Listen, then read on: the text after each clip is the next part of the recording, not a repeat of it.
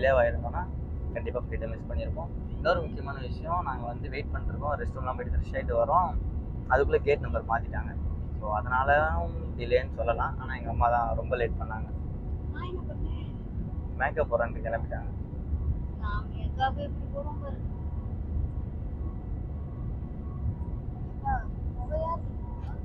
போக இல்லைம்மா, மேகம்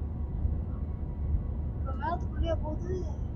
மேகத்துக்குள்ளே நானும் ஃபுல்லாக வெள்ளையா சூரியன் எல்லாம் பார்க்க முடியுமா? எல்லாம் பார்க்கணும், சூரியன் தான் பார்க்க முடியும். நம்ம தூரத்தில் பார்க்க மாதிரியே தான் தெரியுது. ஆமாம், அது எவ்வளோ லாங்கில் இருக்கு. ஆனால் மேகத்துக்கு மேலே தானே போயிட்டு இருக்கோம். ஆனால் வானத்துக்கிட்டே போயிருக்கோம். நல்லா போவோம். ஆமாம், இப்போ நம்ம மேகத்து வரைக்கும் வந்துட்டோம். இப்போ அடுத்து நம்ம வானம் வரைக்கும் போகிறோம். வானம் வரைக்கும் போகிறோமா? ஜெட்டில் போவோம். உண்மையாம்மா, ராக்கெட் வச்சு நான் கூப்பிட்டு போகிறேன்.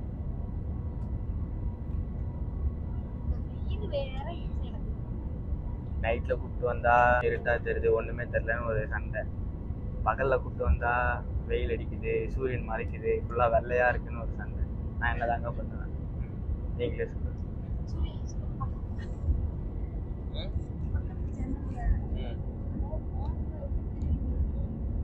நம்ம மேகத்துக்குள்ளே தானே போயிட்டு இருக்கோம். அப்படிதான் தெரியும். அதை எடுத்து போட்டோ எடுக்கணும்னா எடுத்து சார்ட்ட காட்டு. நான் எடுத்து எங்கள் சார்லாம் நிறைய வாட்டி பார்த்துட்டேன். இந்த வீடியோ கூட எங்கள் சார் பார்ப்பார்.